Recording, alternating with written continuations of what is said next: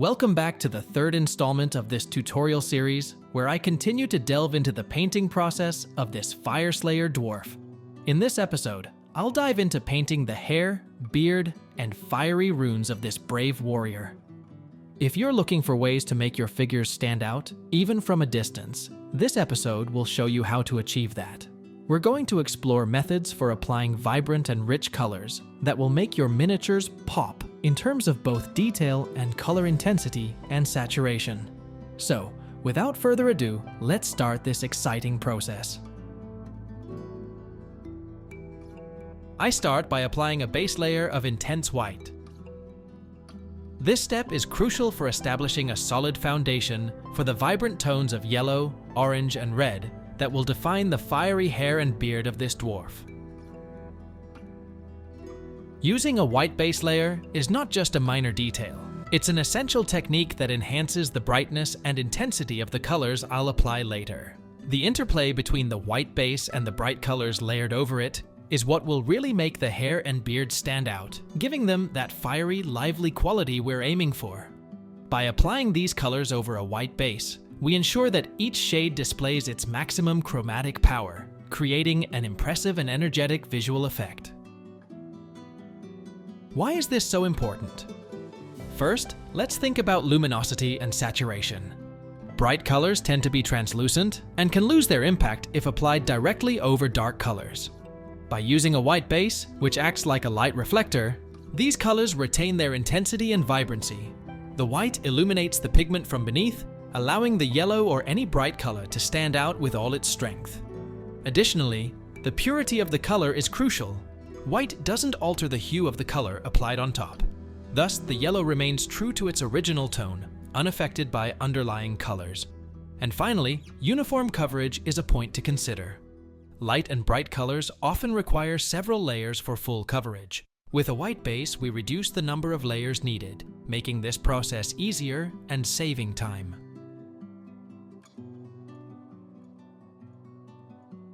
After this, I'll start the process of unifying the colors by using glazes with a yellow tone and a brush.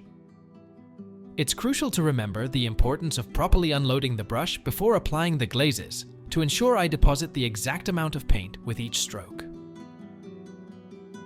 With delicacy, almost as if caressing the figure, I'll carefully apply the paint in the transitional area between the yellow and orange. In this step, persistence is key due to the translucent nature of the yellow pigment, which tends to have limited coverage. Therefore, I may need to apply several passes to achieve the desired intensity and uniformity. Patience plays a crucial role in this process. It can be tempting to rush these stages, but I assure you the final results will be worth the dedication. By taking the necessary time to smooth these transitions, I'm creating a more harmonious and refined visual effect on the miniature. This methodical approach not only enhances the quality of the finish, but also allows us to reach a level of craftsmanship that truly makes the figure stand out.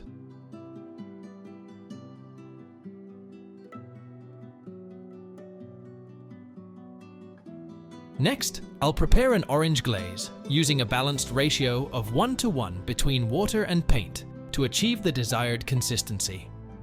This mixture allows the glaze to maintain the color's intensity, while providing the necessary transparency for a subtle application.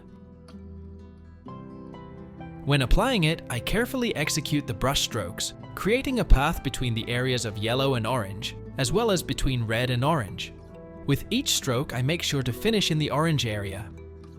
Using glazes to create fire effects in miniatures is a straightforward and highly effective technique. Painting fire, by its very nature, requires capturing both the color's intensity and the transparency and lightness. I aim to represent how the colors flow and blend naturally, mimicking the way fire moves and changes. Glazing is ideal for this, as it allows for the layering of thin, translucent paint layers, creating a depth and realism that aren't easily achieved with more opaque painting techniques.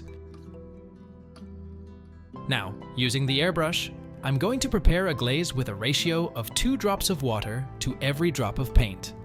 This step is essential to achieve an even softer and more subtle effect.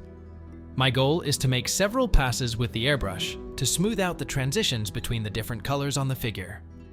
The technique here is key. I'll work with the airbrush very close to the surface, and at low pressure, primarily targeting the orange area. This way, the adjacent colors will only be slightly affected, making it easier to clean up and soften the transitions. This method allows me to have greater control and create a more natural and subtle gradient effect in areas where different colors meet. These types of glazes can be easily achieved using any double-action airbrush. Although it might seem awkward to work on such a small area, the airbrush actually has a small 0.2 nozzle, which allows me to maneuver with precision. If you're not familiar with using an airbrush, I recommend practicing on a sheet of paper. Start by making lines or small dots to get used to the paint flow and pressure control. This practice is invaluable for developing the skills needed to apply glazes effectively on your miniatures, significantly improving the quality of your finishes.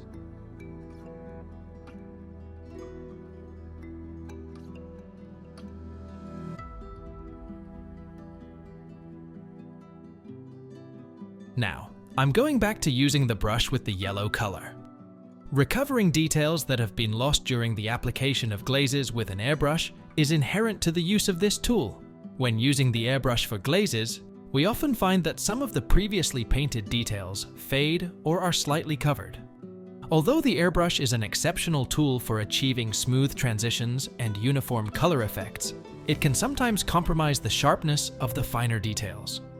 To remedy this, I turn to the brush, which allows me to retouch and enhance those details with precision.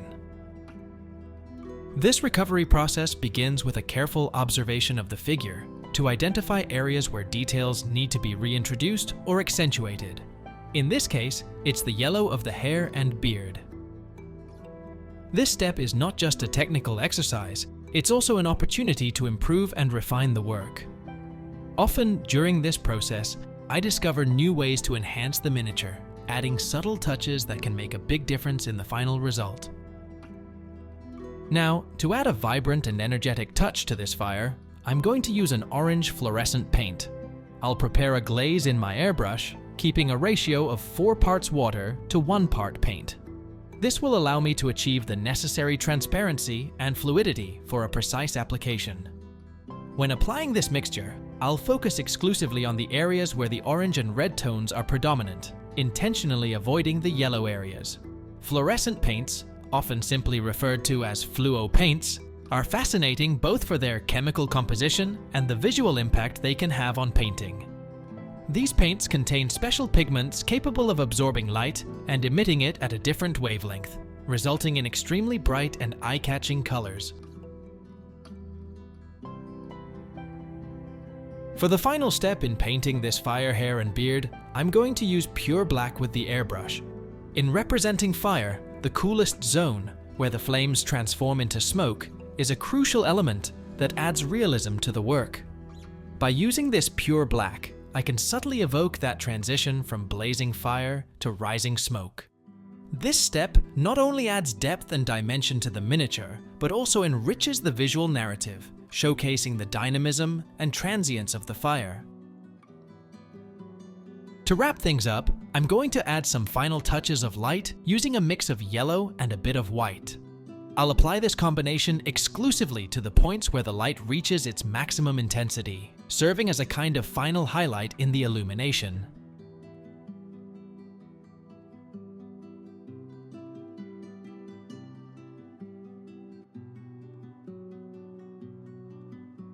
To paint the runes, I apply the same procedure I used for the fire, starting with red as the base color to suggest a cooler tone.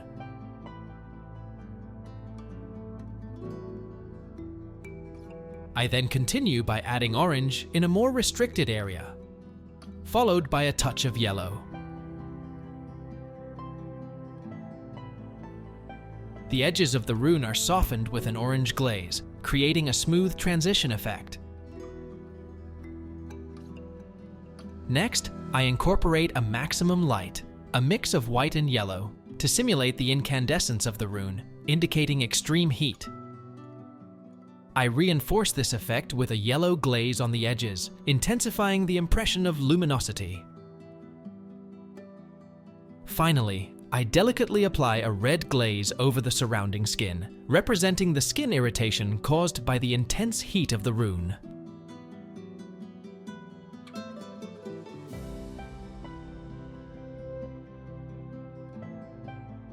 Before wrapping up, I want to highlight some important points. White base. Applying a white base coat is crucial for vibrant colors like yellow, orange, and red. This base enhances the brightness and saturation of the colors applied on top, resulting in a more vibrant and appealing paint job. Glazes. Using a combination of airbrush and brush glazes is optimal for achieving smooth and natural transitions. This mix allows for a perfect blending of tones, creating a subtle and refined finish. Fluorescent paint.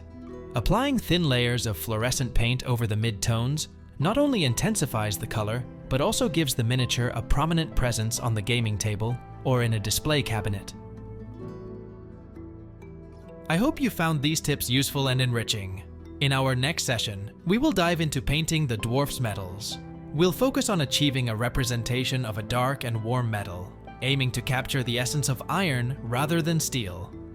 If you like what you've seen and want to support my channel, consider making a small contribution through Patreon or joining as a channel member and turning on notifications so you don't miss any new content. See you in the next episode.